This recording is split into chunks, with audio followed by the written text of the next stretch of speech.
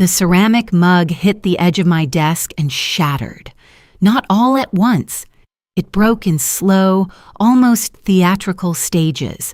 A crack, a tilt, and then the scalding black coffee arced through the air like a wave and landed directly across the spreadsheet I had been working on for the past 4 hours. I didn't move. I didn't flinch.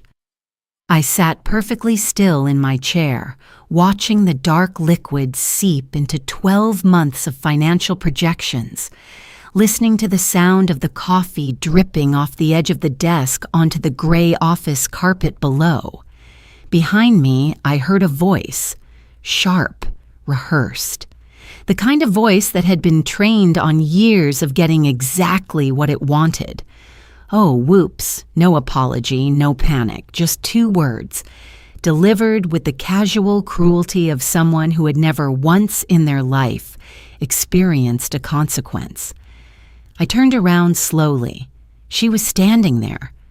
Brittany Walsh, Regional Director of Operations, 3 weeks into the job, with her arms crossed, her manicured nails, tapping against the sleeve of a blazer that cost more than my first car. She was looking at the ruined spreadsheet the way you look at a bug you've just stepped on. "I was trying to put my coffee down," she said, tilting her head. "Maybe don't leave your stuff in the middle of the communal space. This was my office. My name was on the lease of this building. And Brittany Walsh had just destroyed 4 hours of my work and called it a communal space." I looked at her. I looked at the coffee pooling on the carpet, and I thought, okay. But to understand what happened next, I need to take you back to the beginning. 18 months ago, I walked out of Pinnacle Tech Solutions. Not because I was fired, not because I failed. I walked out because my mother was diagnosed with stage 3 breast cancer, and I had a choice to make between 2 versions of the word important. I had built Pinnacle from nothing. I mean that literally. I started the company in a rented room above a dry cleaning shop in Austin, Texas, with $60,000 I had borrowed from my grandfather and a whiteboard full of ideas that everyone in my MBA program told me were too risky. That was 13 years ago. Today, Pinnacle Tech Solutions employs 412 people across 6 cities and generates just under $200 million in annual revenue. I own 70% of the company. I am not the CEO. I never wanted to be. I have always preferred to be the architect, the person who designs the building, rather than the person who cuts the ribbon. I stepped into the role of Chief Strategy Officer and gave day-to-day management to a leadership team I had spent years building. My second in command, a man named Daniel Park, became CEO. He was brilliant, principled, and deeply loyal. He called me every Thursday morning without fail. When my mother got sick, I told Daniel I needed to step back. I told him I would stay available for major decisions, acquisitions, structural changes, anything above a $50 million threshold, but that I needed to disappear from the day-to-day. He understood. What neither of us anticipated was what would happen to the board while I was gone. Richard Hale joined our board of directors 8 months ago through a secondary share acquisition. On paper, he was a seasoned investor. In practice, he was a man who had made his money through connections rather than competence, and he had a habit of treating board seats like personal favor factories. His first major act as a board member was to recommend the hiring of a new regional director of operations, someone to oversee our central division while the existing director was on extended medical leave. That someone was his niece. Brittany Walsh had an MBA from a school I won't name, 2 years of project management experience at a mid-sized logistics company, and an Instagram following of 200,000 people built mostly on motivational quotes about girl, boss energy and flat lay photographs of her morning routine. Daniel pushed back. I know he did because he told me. But Richard had structured his board agreement cleverly. He held approval rights over senior operations hires in the Central Division, a clause that had been buried in the paperwork during a period when I was sitting in a hospital waiting room holding my mother's hand. By the time I noticed it, Brittany had already been in the role for 2 weeks. My mother completed her final round of chemotherapy on a Tuesday. By Thursday, she was asking me why I was still sitting in her kitchen at 11 in the morning instead of going back to work. She has always been the most pragmatic woman I have ever known. She told me, and I am quoting directly, "Sarah, I didn't raise you to watch me watch television. Go fix whatever mess you left behind." I smiled. I kissed her forehead. I drove back to Austin. I didn't call ahead. I didn't send an email. I wanted to see the company the way a stranger would see it. Through the front door in real time, without a prepared performance. What I saw when I walked into the Central Division office on that Monday morning was not what I had built. The first thing I noticed was the silence. Not the productive silence of focused people working, a different kind. The silence of a room holding its breath. Our Central Division office had always been one of my favorite places in the company. It was open plan, loud in the best way, full of people arguing cheerfully about solutions and laughing too loudly at lunch. Under the previous director, Marcus Webb, the team had a culture of radical transparency. Problems were surfaced fast, solved faster. There were whiteboards everywhere covered in diagrams and half-finished ideas. The whiteboards were gone. In their place, someone had installed a large printed sign that read, "All communications to go through Director Walsh. No exceptions." I picked up a visitor badge from the front desk. The receptionist, a young woman named Priya, who had been with us for 4 years, looked at me with an expression I can only describe as careful blankness, the face of someone who has learned to reveal nothing, and I walked through the office. That's when I saw James Okafor. James was our VP of Engineering for the Central Division. He had been with Pinnacle for 9 years. He had a doctorate in computer science from MIT, a laugh that could be heard from 3 rooms away, and the patience of a saint. He was also, on that Monday morning, standing in the hallway outside the supply closet with a stack of papers in his hands, looking like a man who had aged 5 years in the last month. I caught his eye. His expression shifted. Relief, then warning, then careful neutrality again. He gave the smallest shake of his head. Not yet. I understood. I kept walking. I found an empty workstation near the back of the floor and sat down.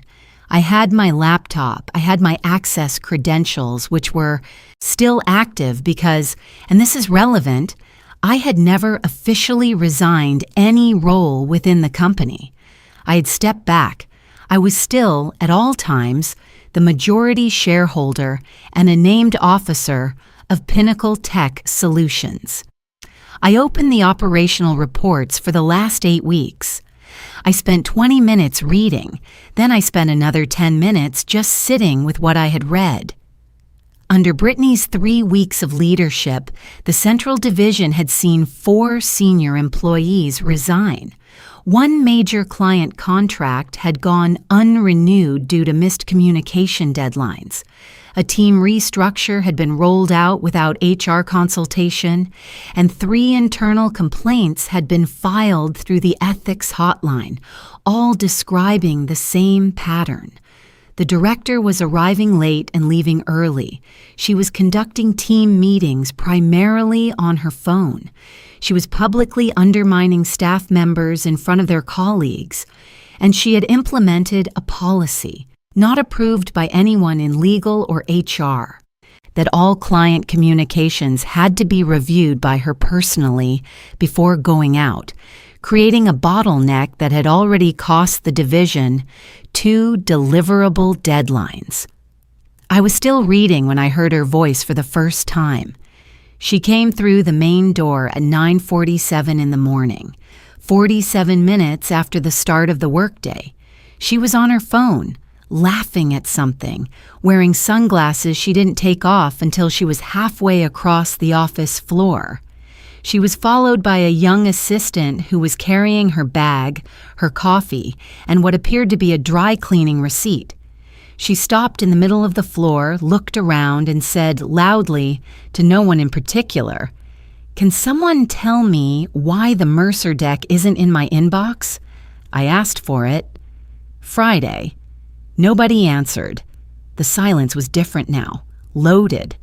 One woman, I would later learn her name was Diane, a project lead who had been with us for 6 years, looked up from her screen and said quietly, "It was sent Friday afternoon, Brittany. I can resend it." Brittany looked at her. "Director Walsh," she said. "We've been over this." Diane looked back at her screen. Her jaw was tight. She said nothing. That was when Brittany noticed me.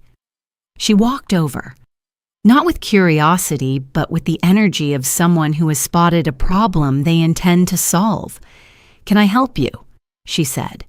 "This is a restricted work area." "I know," I said. "I'm just catching up on some reports." "Reports," she repeated, looking at my laptop like it was an inconvenience. "Who are you with?" "Strategy," I said. "Strategy is on the 4th floor." She smiled. The practiced smile of someone who has confused authority with competence. "You'll need to take your things up there. We're at capacity down here." I looked around the office. There were at least 15 empty workstations. I didn't argue. I closed my laptop and moved. I picked a desk near the window on the far end of the floor, sat down again, and opened my laptop again.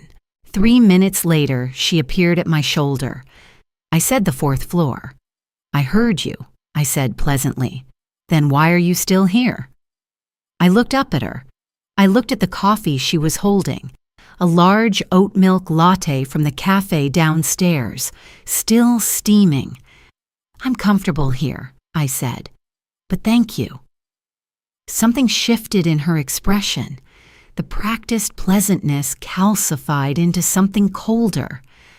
"I don't know who you think you are," she said, lowering her voice to the register that people use when they want to threaten without being overheard. "But I run this division, and if you're not out of this area in the next 60 seconds, I'm calling building security." I said nothing. She called building security. The security guard who arrived was named Thomas. He'd worked our front desk for 11 years. I had personally approved his health insurance upgrade in 2019 and attended his daughter's graduation party. When he walked across the office floor and saw me sitting calmly at the workstation, he stopped. "Ms. Lynn?" he said. "Hi, Thomas," I said. "How's Maya doing? Did she end up taking the job in Houston?" Thomas looked at Brittany, then back at me. "She did, ma'am. She loves it." "Tell her congratulations from me," I said. Brittany was looking between us with the expression of someone whose script has just gone completely off page. "You know her?" she said to Thomas. "Ma'am," Thomas said carefully. "This is—" "She's loitering in a restricted work area," Brittany interrupted. "I need you to escort her out." Thomas looked at me. I gave him the smallest nod. "It's okay." He clasped his hands together and said with extraordinary diplomacy, "Ms. Walsh, I think there may be a misunderstanding I'm not in a position to resolve. You might want to speak with Director Park's office." "I don't need Daniel Park to handle a loitering situation," Brittany said.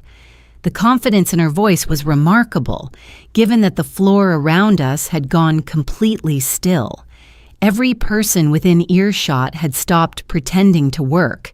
She turned back to me. "Last chance," she said. "Pack up your things." I looked at her. Then I looked at James, who had appeared at the edge of the floor and was watching with his arms crossed and an expression on his face that I recognized. The look of a man witnessing something historic and trying to decide if he should intervene or simply let it finish. I looked at my coffee-stained spreadsheet on the desk, the one she had destroyed 40 minutes earlier, which I'd been quietly reprinting from a backup, and I made a decision. "You know," I said, standing up slowly and smoothing my jacket, "I've been sitting here trying to decide how I wanted to handle this, and I think I've decided." I picked up my phone. I pulled up a contact. The name at the top of the list read, Daniel, CEO. But I didn't call Daniel. I scrolled down. I called the number below it, the one labeled Board Chairman. The phone rang twice. A woman's voice answered. Eleanor Park, our board chairman's executive assistant, who had been with Pinnacle since before Daniel was CEO and who ran the chairman's calendar with the precision of a Swiss watch. "Miss Lynn," Eleanor said, "it's good to hear your voice. How is your mother?" "She's wonderful, Eleanor, thank you. Is Gerald available? I need 2 minutes. He's between calls. 1 moment." The hold music played for approximately 8 seconds. Brittany was staring at me. Her oat milk latte was still in her hand, but her grip had shifted. Tighter, the knuckles paler. Sarah. Gerald Holt's voice came through clear and warm. Gerald was our board chairman, a 67-year-old former Fortune 500 executive who had joined our board 7 years ago and whom I trusted completely. "We didn't know you were back. Is everything all right?" "Everything is fine, Gerald," I said. "I'm standing in the Central Division office. I have a situation I need your guidance on." "Of course. What's the situation?" I looked at Brittany. "We have a regional director of operations," I said, "who has, in 3 weeks, generated 4 senior resignations, 3 ethics complaints, 2 missed client deadlines, and 1 unauthorized communications policy. She has also, this morning, attempted to have me removed from the building by security." Silence from Gerald's end.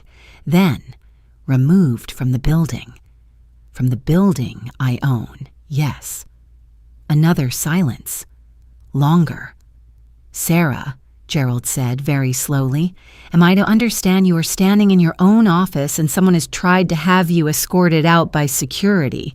That is a precise summary, yes." I heard Gerald exhale. "Put me on speaker." I put the phone on speaker. I held it out toward Brittany. The sound of Gerald Holt's voice filled the small space between us. "Ms. Walsh," Gerald said, "this is Gerald Holt, chairman of the Pinnacle Board of Directors. I want to be very clear about something. The woman standing in front of you is Sarah Lynn. She founded this company. She holds 70% of its equity. Her name is on the building registration. She is not loitering. She cannot be asked to leave. And effective immediately, you are to consider yourself suspended pending a full performance review." The oat milk latte hit the floor, not all at once, in slow stages, a tilt, an arc, a dark spreading stain across the gray carpet. The next 12 minutes were the quietest I had ever seen in that office. Daniel arrived first. He'd been called by James the moment my phone call with Gerald began. He walked across the floor looking like a man who had prepared for this moment and still found it heavier than expected. Behind him came our head of HR, a woman named Constance Morris, who carried a leather folio and the calm efficiency of someone who had processed a great many difficult situations and intended to process this one correctly. Brittany hadn't moved. She was standing where she'd been standing when the phone call ended, her coffee on the floor, her sunglasses still on her head, looking at me with an expression that had traveled through several stages. Shock, then calculation, then something approaching genuine fear. She tried the angle I expected her to try. "My uncle," she said, addressing Daniel, "is a board member, Richard Hale. He will hear about this." "Richard Hale," Daniel said, "resigned from the board 30 minutes ago." She blinked. "What?" "His resignation was submitted electronically," Daniel said. "It's effective immediately." I imagine he had advance notice this conversation was coming. She looked at me. "You did that?" "Gerald made some calls," I said.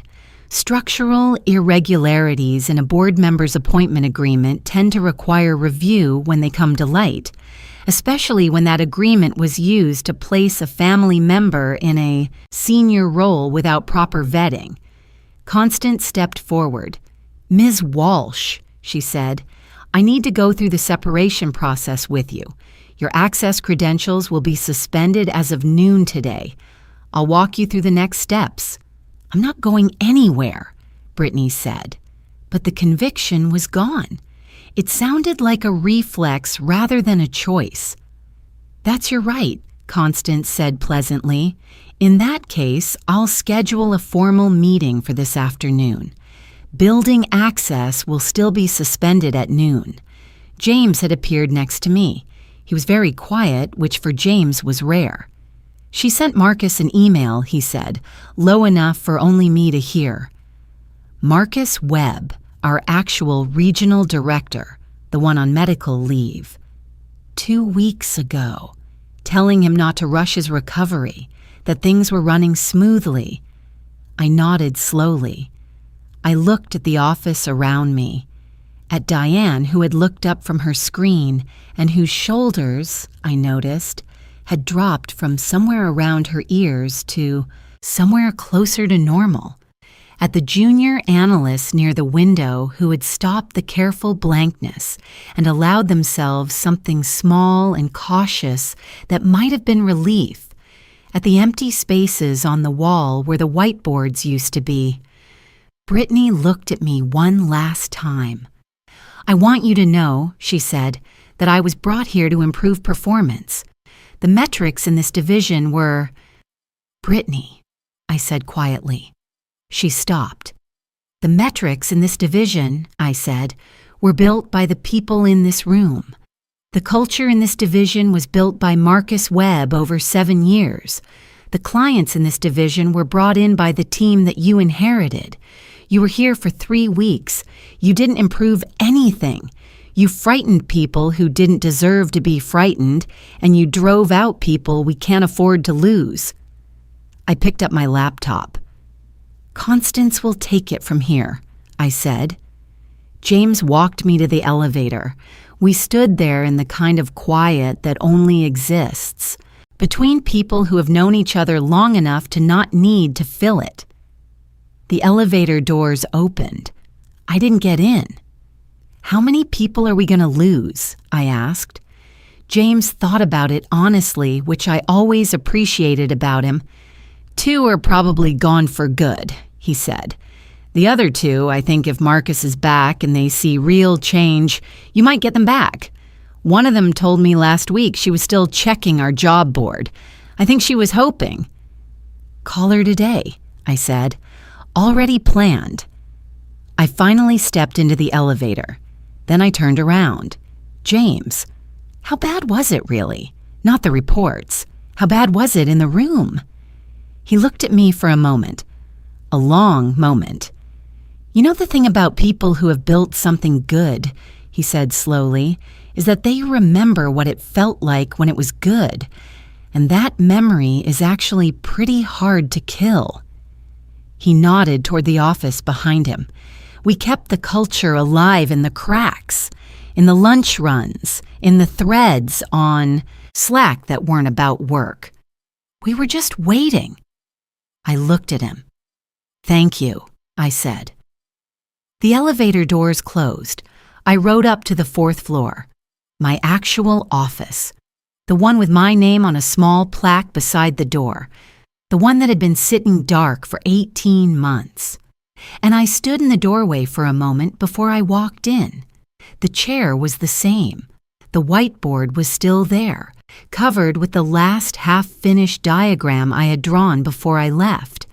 And at the bottom of the board, someone had added a small sticky note. In James's handwriting, it said only, "Still good." I set my laptop on the desk. I sat down in the chair.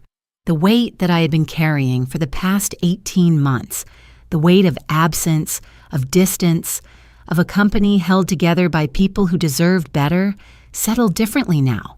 Not lighter, just properly distributed. I opened my laptop. I started a new file. At the top of the page, I typed, "Marcus, welcome back notes, things to fix, things to protect." Outside the window, the city was moving the way it always moves, without knowing your name, without caring about your story, indifferent and relentless and full of the same raw material from which everything worth building has always been built. I had been away for 18 months. I had been back for 4 hours. And for the first time since my mother's diagnosis, the space between those two facts felt like something I could work with. I started to write.